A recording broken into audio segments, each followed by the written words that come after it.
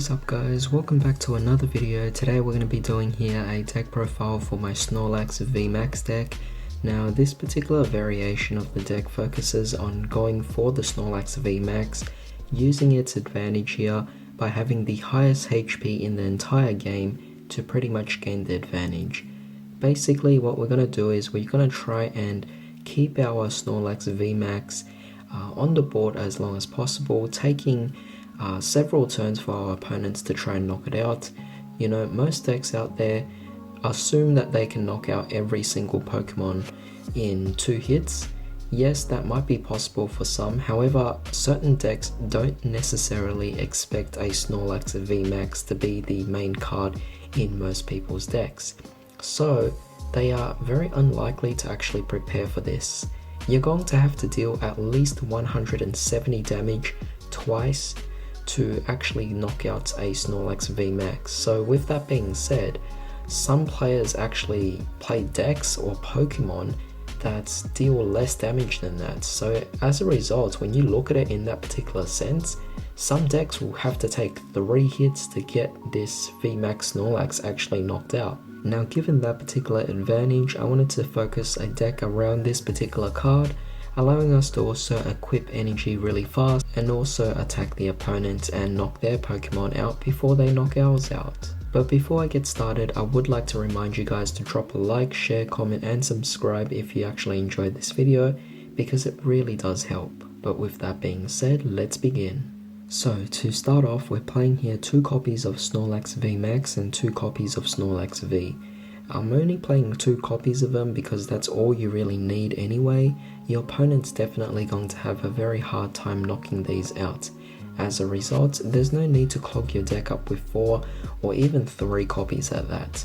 So with that being said, this is the ratio that I highly recommend because we have different cards that allow us to recycle these in the event that they might be knocked out. Because the idea here is we want to get as many Pokemon out on the bench, and we don't want to have to keep on evolving the Snorlaxes, clogging up the deck with all of these cards. We want to have different cards available to us to actually utilize. So as a supporting Pokemon, we're using here Ditto V. Ditto V is a really amazing card.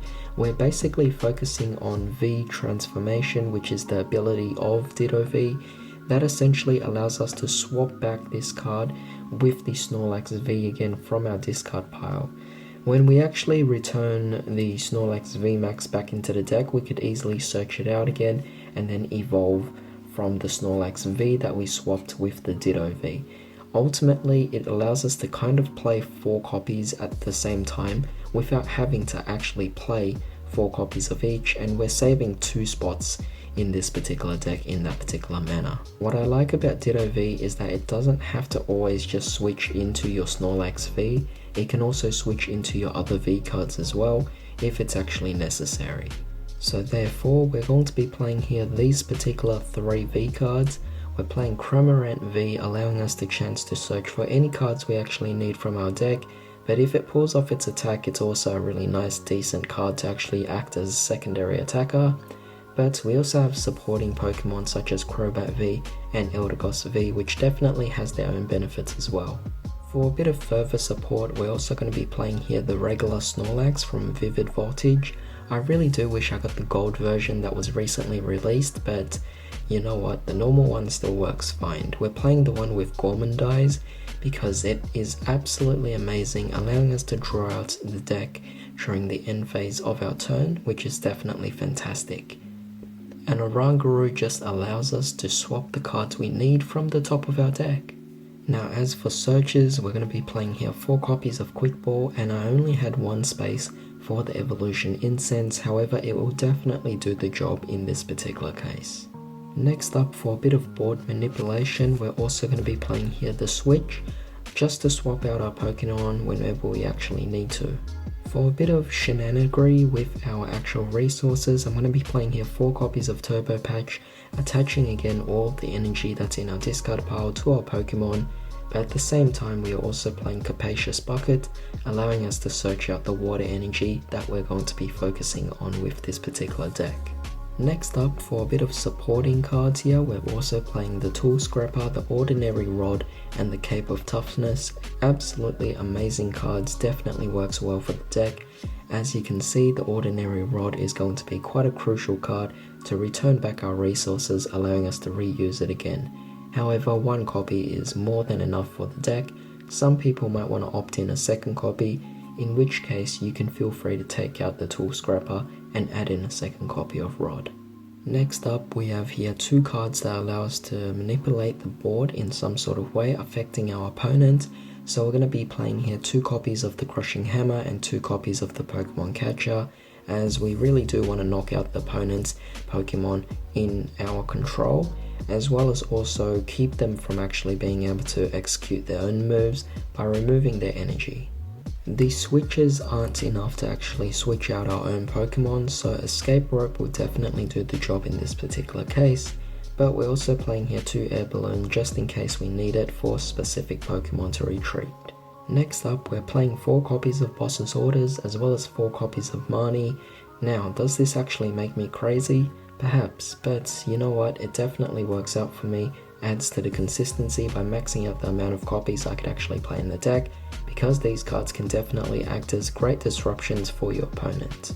So as you could already see with this particular deck, I'm disrupting the opponent enough for them to slow them down so that they can't actually do any attacks, and even when they do, they're going to have to get through a SNorlax VMAX, which is going to be difficult.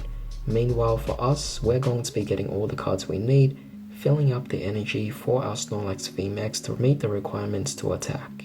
And next up, we're playing here 4 copies of Research, again allowing us to get into our deck as soon as possible, as well as every single resource that we have available. And I'm also going to be playing here the 1 copy of Capture Energy, just allowing for a bit of speed, but since it's not a basic water energy, it can't really be searched, and it doesn't really work with the Turbo Patch anyway, so 1 copy definitely is all we need. Finally, we're going to be playing here 8 copies of our basic water energy. I believe this to be the golden ratio for this actual deck itself. It works incredibly well. I get whatever I need because I play the right amount, and I've never had any problems of drawing too many of these or drawing too few of these. So this was essentially the whole deck itself, so I do hope you guys enjoyed this particular build. Definitely let me know what you guys actually think about this. However, thanks for joining me today. I hope you all have a wonderful day. I'll see you all next time.